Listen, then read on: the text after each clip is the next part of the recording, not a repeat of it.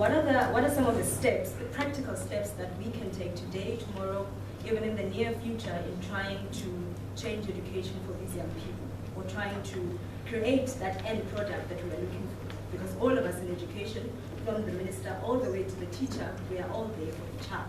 So what are the steps that we can take moving forward to try and create that kind of education that we want?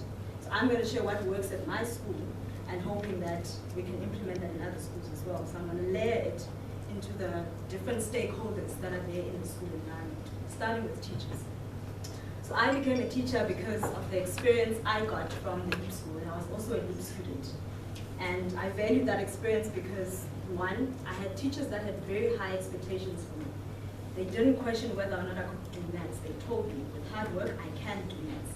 University was a reality. It wasn't just because no one in my family has ever had a degree, then chances of me going to university was slim. The question was, which varsity are you going to and which course are you going to make? So it became a reality. They held those high expectations constantly for me. Secondly, they challenged me and they demanded leadership out of me. They didn't tell me that, no, you can only lead once you get to grade 12. At grade 8, when I joined LEAP, I was expected to lead parent meetings, community meetings, even assemblies, because that was expected out of me.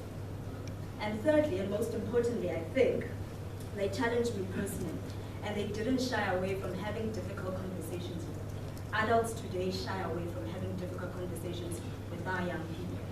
And so as a young woman, if in Harangua I don't sit down with those girls and actually talk about my journey as a young woman and talk about how I still struggle to define my own femininity, how I still struggle to have relationships with men, I'm failing these young people. And if I'm not prepared to have that conversation with them, I shouldn't be shocked by the fact that they are pregnant at grade 10. Same goes for men. We all need to have these conversations.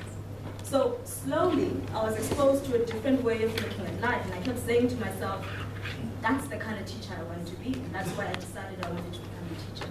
And I kept saying to myself, I'm going to make sure that no child that grows up in the same township is actually going to have to repeat the same unhealthy cycles that happen in our own communities. And so I decided to become a teacher. So basically, when teachers enter LEAP, that is the expectation for them. And as Professor Ann says, all stakeholders can actually define the routine and quality of education delivery. So teachers, principals, parents, everyone can actually define what goes on into their schools and set the tone for what kind of teacher they want. So we want a teacher that sees children for where they are, teachers that meet children where they are at, not where they want them to be. We want a teacher that is able to activate leadership in a child, a teacher that celebrates when a child says, actually teacher, that's wrong. Or can I come up front and show the whole class? A teacher that celebrates that voice instead of feeling intimidated. We want a teacher that is conscious of who they are, their own values and their own morals, and that commits to having difficult conversations with young people. And so each school can actually do that. We don't have to wait for the minister to tell us that, or the district officials, or anyone else. But as a school community, we can decide the standard of teachers or excellence that we want in our schools. Secondly, leadership. At LEAP, we have 3 main roles in leadership. We have the operational leader that deals with the daily running of the school. We have the instructional leader that deals with the academics of the school, and the relations leader that facilitates the relationships with all stakeholders. So accountability is shared amongst the 3 of us, and there's no one person that we answer to. And everyone is held accountable to the role that they're responsible for. LEAP has also made a conscious decision of infusing young people into leadership teams. And so we've got a mixture in our team in Karangua of people who've been teaching for 10 years and some even less.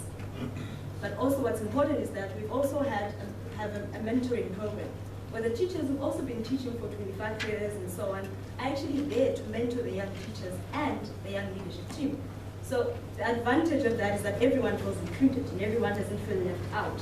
And everyone feels like their experience and input is actually valued at the school.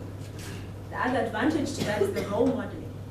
Because imagine Itumeleng sitting there, looking at my life and saying, okay, there's Mem Zonke, who grew up in a similar community like I did, had to make her own choices, struggled through, and at 24 is leading a school. That's possible for me too. And so the role modeling there in trusting young leaders into management is very powerful for the young people that we serve. And so what I'm here trying to say is not that our school is perfect, but what I'm here trying to say is that what we have managed to do well is the fact that we have tapped into why teachers are in the job in the first place. Because most of us in education have forgotten why we joined education in the first place. Because by doing so, teachers are able to put children first and are in class on time. No one has to push them to do that. The school leadership is actually building a community of excellence, and no one is pushing them to do that. And the district officials are actually supporting the schools, not threatening or posing, or actually saying to them that they're in ICU or calling them all sorts of names, but there's actually a support system that's going on because each and every individual remembers why they're in this position in the first place and why they're in education in the first place.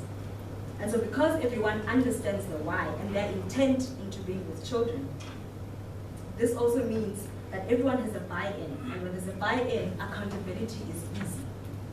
Because you would never allow anyone to play around with your children. But the tricky part is that you have to own them as your children. The kids in Kharangua, I'm protecting over them. Those are my children. And so if every teacher and every person in education, starting from the high up all the way to the end, starts to ask themselves why they're in education and we operate from that mindset, then we can be able to change education and provide better education for these learners and change it.